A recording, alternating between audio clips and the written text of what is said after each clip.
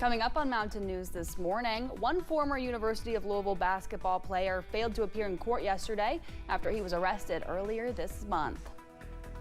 And thousands in Tennessee will not have access to the federally funded summer benefits program after Governor Bill Lee opted out. Dedicated to Eastern and Southern Kentucky, this is WYMT Mountain News this morning. Good morning. It's 6 o'clock on this Tuesday, June 17th.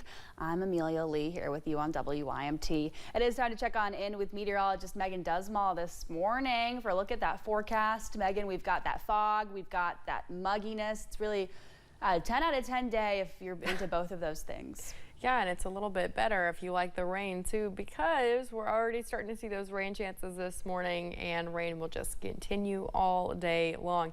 In fact, right now we have a little bit of rain in Wayne County. You can see just sprinkle here or there. And as I mentioned, it's just going to build up through the next couple of hours, looking at storm chances, especially this evening. Here's a look at those current temperatures across eastern Kentucky, sitting in the 60s and hitting that 70-degree mark for some cities. This afternoon, we'll be looking at a mixture of the low to mid 80s for most of the area. However, we do see a chance for the upper 80s for those cities who will get the rain a little bit later than the rest of us. Here's a look at that forecast for the next couple hours. We'll hit the high mark around that 2 o'clock mark, and then rain will really take over for the day, dropping our temperatures into the overnight lows. Amelia. A mother is facing charges after her children were found to be living in deplorable conditions in Whitley County.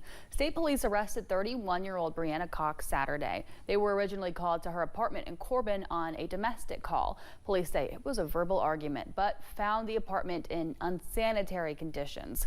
Cox had 3 children living in the home. She now faces multiple counts of first-degree criminal abuse. The Floyd County Sheriff says 2 suspects are in custody after running from police in 2 separate incidences. WYMT's McKinley Calandrino has the details.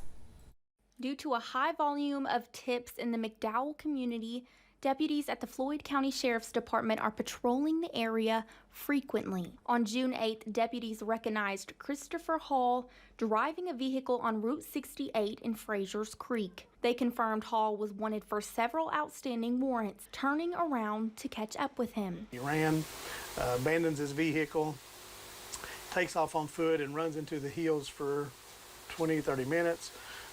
So happened to be the deputy that's pursuing also has a canine.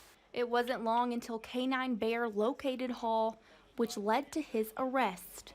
Although Hall was taken to the Floyd County Jail, this wasn't the only police chase to happen in the area. Nicholas Moore also attempted to run from police around the same area just 2 days later. Deputies spotted Moore and also knew he had several warrants for arrest. Deputies attempted to pull Moore over, but say he refused, causing Moore to crash into a ditch. After wrecking, he gets out on foot and takes off in the hills running too. And this time was a little different. He didn't give up so easy.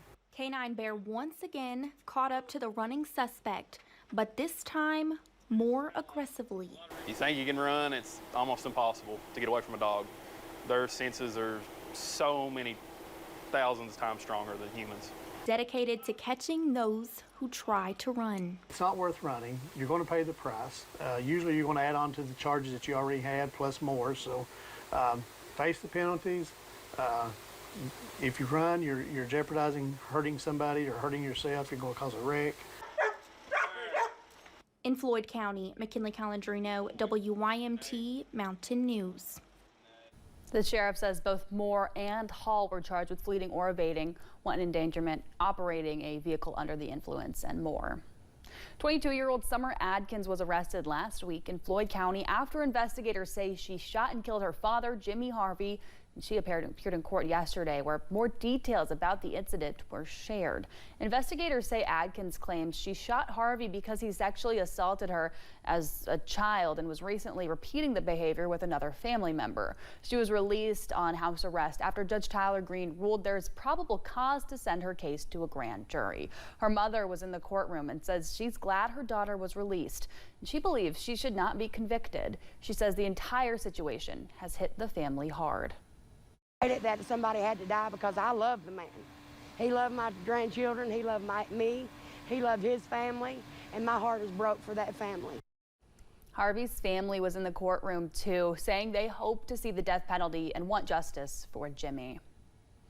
Former University of Louisville basketball player Russ Smith did not show up for court yesterday. Smith was arrested earlier this month after police saw he was driving with expired plates and made an illegal U-turn.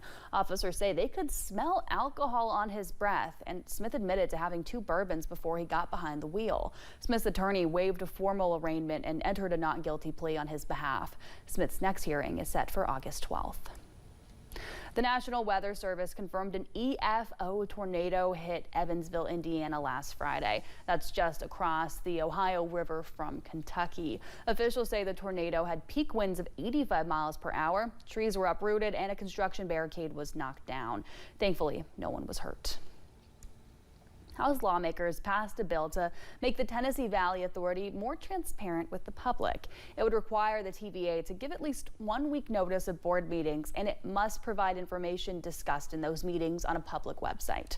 The TVA says it already publishes meeting agendas 1 week in advance, but one congressman claims the TVA has made major business decisions behind closed doors. The bill now heads to the Senate for a vote. Governor Andy Beshear was joined by local and state leaders to launch the Kentucky African American Heritage Trail. It was launched in Louisville yesterday. The trail, part of a joint project of the Kentucky Department of Tourism, the Kentucky Historical Society, and the Kentucky Heritage Council. The goal is to teach folks more about Kentucky's rich African American heritage. So far, that trail includes 57 sites where you can visit to learn more about African American heritage. Thousands of folks in Tennessee will not have access to funds meant to help families during the summertime. In past years, Tennessee has participated in a federally funded summer benefits program. It provides $120 to low-income families. Now, those federal dollars are gone because Governor Bill Lee opted out. Instead, there's a state-funded summer benefits program that started last week, but that money only went to 15 counties. Advocates have criticized this plan because if you think back to participate in the federal plan, it cost the state about $5 million, and that serves around 650,000 to 700,000 kids across the state. So now the state is paying $3 million, so only a $2 million cost saving, and they are only reaching around 25,000 students. Of the 15 counties receiving the money, 3 are in East Tennessee.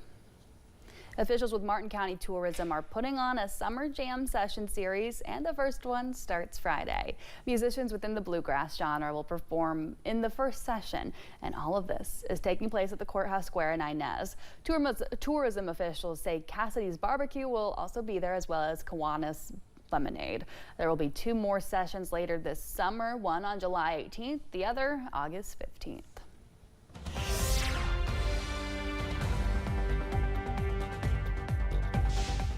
And we are still seeing fog this morning. In fact, over our region, the thickest fog or the densest fog is as we're traveling more towards portions of Whitley County. Now you'll see 0.5 miles in Williamsburg, seeing some dense fog as well in Pikeville. So just be careful this morning. Temperatures are sitting in the 60s and 70s. And this afternoon, temperatures will be in the low to mid 80s, even seeing upper 80s as you travel more towards the northeast. Overall, we're nice and clear in terms of rain. However, we do have some scattered showers that will be picking up as we head through the next couple hours. Storm chances really ramping up as we head into the afternoon and evening. Here's a look at that day planner for today. And as I mentioned, as we head into those afternoon hours, you'll really start to see those storm chances ramping up. Amelia.